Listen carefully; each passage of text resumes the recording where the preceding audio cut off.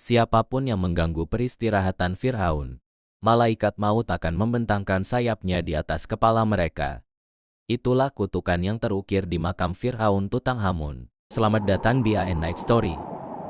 Sebelum mulai pembahasan, jangan lupa tekan tombol subscribe dan nyalakan lonceng notifikasinya, agar kamu tidak ketinggalan cerita-cerita menarik dan hal-hal tersembunyi di dunia. Pada 26 November 1922, saat pintu makam Tutankhamun dibuka, kutukan Firaun ini tampaknya mulai bekerja. Dalam kurun waktu beberapa tahun setelahnya, lebih dari 20 orang yang terlibat dalam penggalian makam tersebut meninggal dunia akibat penyakit atau bahkan gangguan mental.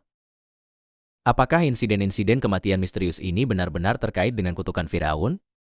Di sebuah lorong curam di kaki piramida di Lembah Para Raja, Mesir, berdiri seorang arkeolog bernama Howard Carter.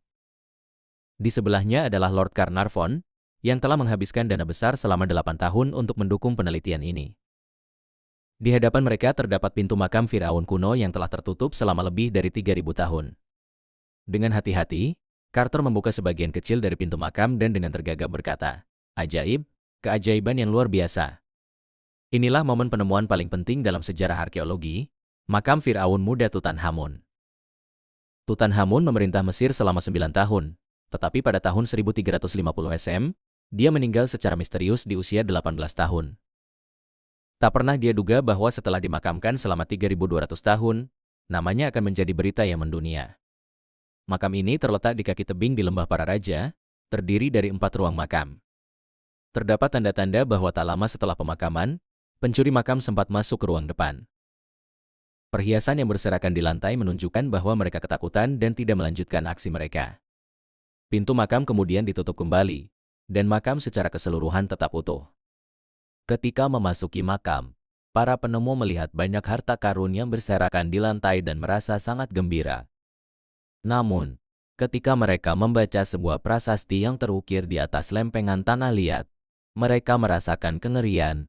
Maut akan membentangkan sayapnya untuk mencekik siapapun yang berani mengganggu peristirahatan Fir'aun.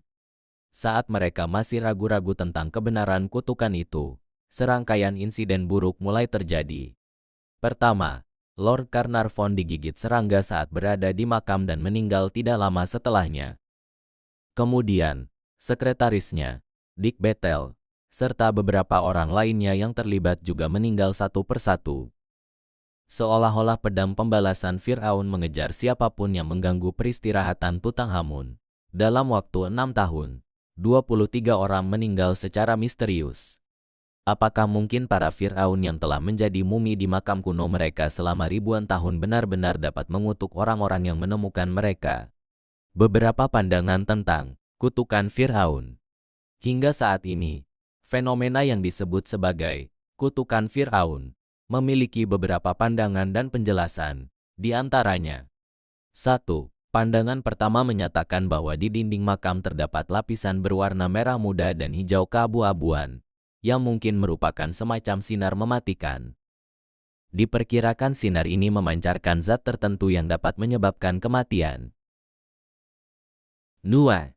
Pandangan kedua mengemukakan bahwa budaya kuno Mesir telah cukup maju untuk memungkinkan Fir'aun menggunakan serangga beracun dan racun sebagai senjata perlindungan di makam mereka untuk menghalau pencuri makam. Pada tahun 1956, ahli geografi Whites melaporkan bahwa dia diserang kelelawar saat menggali makam di Rockaribe. 3. Pandangan ketiga berasal dari seorang profesor kedokteran di Kairo yang menemukan virus berusia 4.000 tahun di mumi Fir'aun. Dia percaya bahwa orang-orang yang terpapar virus ini dapat mengalami infeksi saluran pernapasan dan meningitis, yang pada akhirnya menyebabkan sesak napas dan kematian. 4. Pandangan keempat dikemukakan oleh seorang dokter Prancis bernama Philippe, yang pada tahun 1983 menyatakan bahwa kematian para penemu dan pengunjung makam disebabkan oleh reaksi alergi terhadap jamur di dalam makam. Setelah penelitian panjang, dia menemukan bahwa gejala para korban hampir sama, infeksi paru-paru yang menyebabkan sesak napas hingga akhirnya meninggal. Ia menjelaskan bahwa setelah Fir'aun meninggal, makam mereka tidak hanya berisi harta karun, perhiasan, dan pakaian, tetapi juga berbagai buah-buahan, sayuran, dan makanan lainnya. Benda-benda ini, setelah ribuan tahun, membusuk dan menghasilkan jamur mikroskopis yang tidak terlihat oleh mata. Siapapun yang menghirup jamur ini akan mengalami serangan akut di paru-paru, menyebabkan kesulitan bernapas hingga akhirnya meninggal secara mengenaskan. Dengan demikian, tampaknya jamur-jamur inilah yang dianggap sebagai kutukan Firaun. Dari 4 teori tadi, menurut kamu mana yang paling masuk akal? Virus kuno? Jamur mematikan? Racun?